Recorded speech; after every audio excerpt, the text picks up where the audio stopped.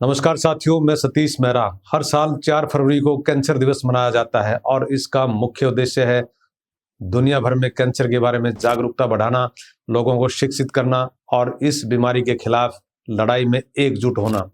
यह दिन कैंसर से प्रभावित लोगों और उनके परिवारों के लिए समर्थन और एकजुटता का प्रतीक है। आज हम कैंसर के प्रति जागरूकता बढ़ाने के उद्देश्य से व कैंसर से बचने के लिए सरल उपायों के बारे में बताने जा रहे हैं। साथियों, अमेरिका और चीन के बाद दुनिया में सबसे ज्यादा कैंसर मरीज भारत में हैं। एक आंकड़े के अनुसार विश्व में 2020 में 1,93,00,000 नए कैंसर मरीज सामने आए हैं, जिनमें 14 लाख से अधिक भारतीय हैं। इतना ही नहीं, भारत में सालाना बढ़ते कैंसर मामलों के चलते 2040 तक इनकी संख्या में 57.5% तक बढ़ोतरी होने की आशंका है। नई दिल्ली स्थित भारतीय आयुर्विज्ञान अनुसंधान परिषद ICMR ने कहा है कि देश के अधिकांश क्षेत्रों में कैंसर की सही जानकारी नहीं हो पा रही, जिसके गंभीर परिणाम यह भी हैं कि अधिकांश मामलों में बीमारी का देरी से पता चल रहा है। देश के सभी शोध केंद्रों को पत्र लिख ICMR ने कैंसर की जांच और निगरानी को आसान बनाने के लिए प्रस्ताव मांगे हैं। इसमें बताया गया है कि देश के सभी जिलों में कैंसर निगरानी और जांच को बढ़ावा देने के लिए केंद्र सरकार ने राष्ट्रीय स्वास्थ्य अनुसंधान के तहत नई नीति बनाने के लिए ICMR को जिम्मेदारी सौंपी है। इसके लिए अलग अलग शोध टीमें गठित होंगी और भौगोलिक व स्वास्थ्य सेवाओं की मौजूदा स्थिति के आधार पर वैज्ञानिक तथ्य एकत्रित किए जाएंगे। आंकड़े बताते हैं कि कैंसर से भारत में साल 2020 में 7,70,230, वर्ष 2021 में 7,89,202 और 2022 में 8,08,558 लोगों की कैंसर से मौत हुई है। देश में कैंसर के मामलों की कुल संख्या साल 2022 में 14,61,427 रही है। वहीं 2021 में यह 14,26,447 थी, जबकि 2020 में 13,92,179 रही है। सबसे ज्यादा कैंसर के मरीज उत्तर प्रदेश में हैं। यहाँ साल 2020 में कुल संख्या 2,01,319 थी, जबकि 2021 में 2,06,088 और 2022 में 2,10,958 मरीज मिले थे। वहीं सबसे कम कैंसर मरीज केंद्र शासित प्रदेश लक्षद्वीप में है। यहाँ 2020 में 27, जबकि 2021 और 2022 में 28 मरीज मिले हैं। ICMR ने लिखा है कि भारत में एक चुनौती है, वो कैंसर स्क्रीनिंग की कम कवरेज है। केवल कुछ ही जिले स्वास्थ्य मंत्रालय के दिशा निर्देशों के अनुसार स्क्रीनिंग को प्रभावी ढंग से लागू कर रहे हैं, जबकि मान्यता प्राप्त सामाजिक स्वास्थ्य कार्यकर्ता जैसे फ्रंटलाइन स्वास्थ्य कार्यकर्ता घर घर जाकर कैंसर स्क्रीनिंग कर सकते हैं। इसे बढ़ावा देने और सही प्रशिक्षण देकर जमीनी स्तर पर बदलाव लाए जा सकते हैं। साथियों, प्रशिक्षण के साथ साथ अपने लाइफस्टाइल में बदलाव और अपने ही रसोई में रखी देसी मसालों का प्रयोग कर कैंसर रोकथाम के उपाय हम कर सकते हैं, जो बहुत ही कारगर सिद्ध हो रहे हैं।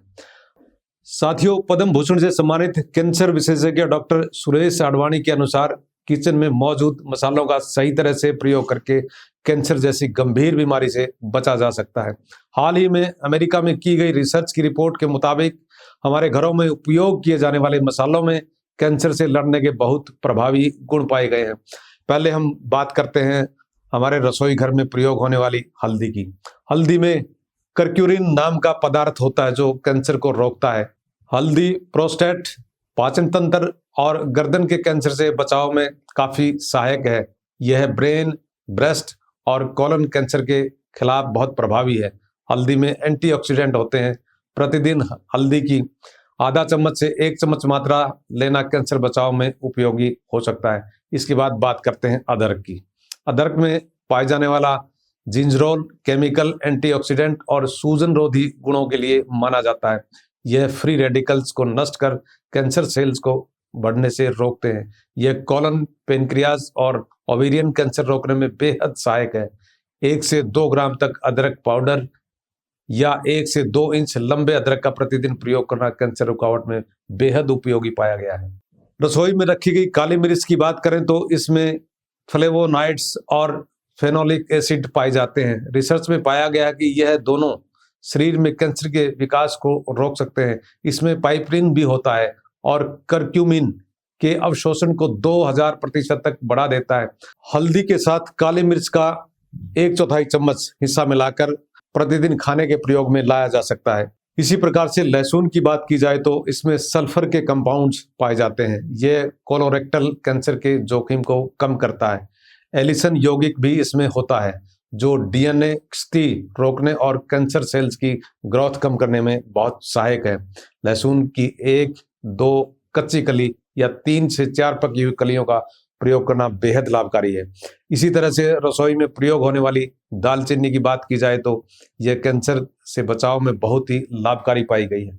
इसमें सिनामाल्डिहाइड और एंटीऑक्सीडेंट गुण होते हैं जो कैंसर सेल्स का विकास रोकते हैं।